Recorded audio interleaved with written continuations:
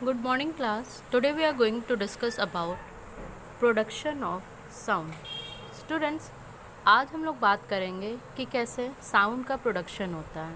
Okay, what are the means through which sound can be produced? So students, let us begin. Students, अगर हम बात करें sound के production की, so when the vibrations are produced in a musical instrument or in any object by beating, blowing, stretching or by any other means, then the sound is produced. मतलब students, इससे पहले भी हमने जब musical instrument topic को पढ़ा था तो हमने उसमें देखा था कि कई तरह के म्यूज़िकल इंस्ट्रूमेंट्स हैं, जैसे कि स्ट्रिंग इंस्ट्रूमेंट हैं.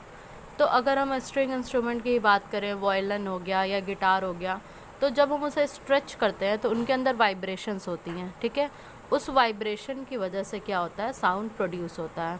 ठीक है, ऐसे ही अलग अलग म्यूज़िकल इंस्ट्रूमेंट्स में साउंड का प्रोडक्शन होता है थ्रू वाइब्रेशन. और सिमिलरली स्टूडेंट्स, अदर जो ऑब्जेक्ट्स होते हैं उनमें भी इसी वाइब्रेशन की वजह से क्या होता है, साउंड का प्रोडक्शन होता है. One thing that you have to remember, एक चीज़ जो आपको ध्यान में रखनी है कि जैसे ही इन वाइब्रेशंस का, ठीक है, स्लोवर होती जाएंगी, रिड्यूस होती जाएंगी, वैसे ही जैसे नंबर ऑफ़ वाइब्रेशन कम होती गई तो साउंड भी हमें लो सुनाई देगा, और नंबर ऑफ़ वाइब्रेशन अगर ज़्यादा रहेंगी तो साउंड भी हमें क्या होगा, ज़्यादा सुनाई देगा, मतलब हाई सुनाई देगा.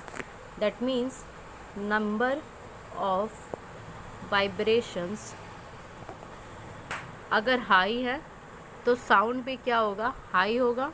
अगर नंबर ऑफ़ वाइब्रेशंस लो है तो साउंड भी क्या होगा, लो होगा.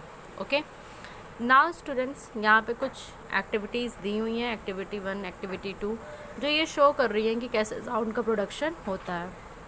सो स्टूडेंट्स, आप यहाँ देख सकते हैं, sound is produced due to vibrations in the object. Okay, अगर आपसे कोई पूछता है कि किसी भी ऑब्जेक्ट में या आपको साउंड कैसे प्रोड्यूस दिखाई देता है, मतलब कैसे आपको लगता है कि साउंड प्रोड्यूस हुआ है, क्या वजह होगी, सो it is only because of vibrations. Okay, now students, ये बंद कब हो जाती है, क्यों लगता है कि साउंड नहीं आ रही है, so it is stop due to stop of vibration. जब वाइब्रेशन बंद हो जाती है, स्टॉप हो जाती है, तो साउंड भी क्या होती है, स्टॉप हो जाती है. ओके, अब स्टूडेंट्स कुछ इंपॉर्टेंट टर्म्स हैं, like frequency, like amplitude, like time period. तो हम देखते हैं ये सारे क्या टर्म्स हैं. So the number of vibrations produced by an object in every second is called frequency. ठीक है, सो स्टूडेंट्स, फ्रिक्वेंसी क्या है, फ्रिक्वेंसी का सिंपल होता है यू न्यू. फ्रिक्वेंसी होती है number of vibration produced by an object in every second. हर एक सेकेंड में कोई ऑब्जेक्ट जो नंबर ऑफ वाइब्रेशन प्रोड्यूस करता है उसी को हम क्या कहते हैं, frequency. Now students, the unit of frequency is hertz. Okay, आपसे अगर कभी भी फ्रिक्वेंसी की यूनिट्स बोले तो इट इज़ हर्ट्स, या हम कह सकते हैं वाइब्रेशन पर सेकेंड.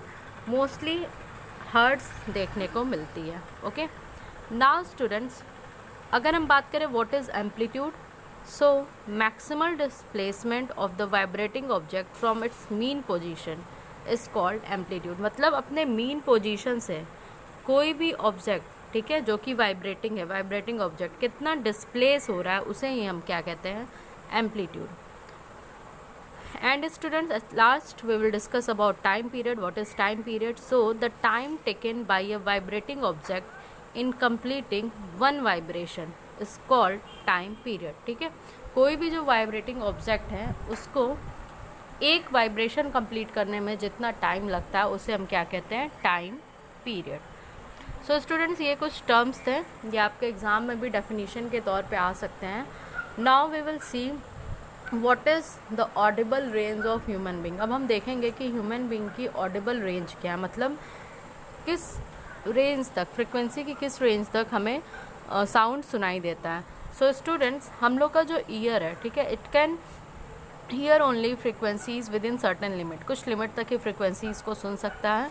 अगर कोई नॉर्मल पर्सन है तो उसकी ऑडिबल फ्रिक्वेंसी होती है 20 हर्ट्ज़ टू 20,000 हर्ट्ज़। ओके, मतलब कोई नॉर्मल पर्सन 20 हर्ट्ज़ से 20,000 हर्ट्ज़ के बीच की फ्रिक्वेंसी सुन सकता है। ना ही उससे लोअर फ्रिक्वेंसीज़ को सुन पाएगा, ना ही उनसे हायर फ्रिक्वेंसीज़ को सुन पाएगा। स्टूडेंट्स, 20 हर्ट्ज़ से लोअर फ्रिक्वेंसी को हम इंट्रासोनिक वेव्स कहते हैं और इससे हायर को हम अल्ट्रासोनिक वेव्स कहते हैं। देखिए स्टूडेंट्स, यहाँ पे आपको ये समझना है कि जो भी वाइब्रेटिंग बॉडी है वो जो कि 20 ऑसिलेशन से ज़्यादा अगर प्रोड्यूस करती है या 20,000 ऑसिलेशन से कम साउंड का प्रोडक्शन करती है, तभी हम लोग का जो ईयर ड्रम है वो एक्सपीरियंस कर पाता है उस साउंड को। ओके, और अगर ये फ्रिक्वेंसी उससे कम होगी तो हम लोग साउंड वेव्स क्या होंगी उसको रिकॉग्नाइज नहीं कर पाएगा ईयर ड्रम। जो वेव्स हैं जिनकी फ्रिक्वेंसी 20,000 हर्ट्ज से ज़्यादा हैं उन्हें अल्ट्रासोनिक वेव्स कहते हैं, ultrasonic waves.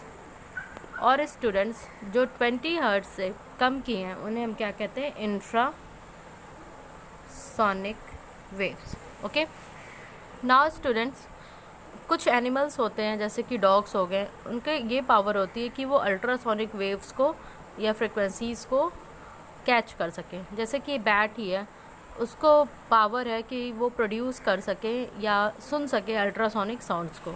Okay, and students, ultrasonic frequencies are of great use in practical life. इनकी बहुत ज़्यादा यूज़ है प्रैक्टिकल लाइफ में, क्योंकि ये अगर हम बात करें डिटेक्ट करने के लिए कि जैसे कि डिफेक्ट है, अगर मेटल कास्टिंग में डिफेक्ट आ रही है या क्लोथ्स के क्लीनिंग में आ रही है, प्लेट्स में आ रही है, या हार्ड सब्सटेंस को हमें कट करना है and in joining aluminium sheets, तो ultrasonic frequencies produce good effect on life activities. Example के लिए student, seeds are found to germinate quickly, milk can preserve for longer period, they used in the field of medicines and military activities। ये medicines और military activities में भी use की जाती हैं। This is all about today's lecture. Thank you.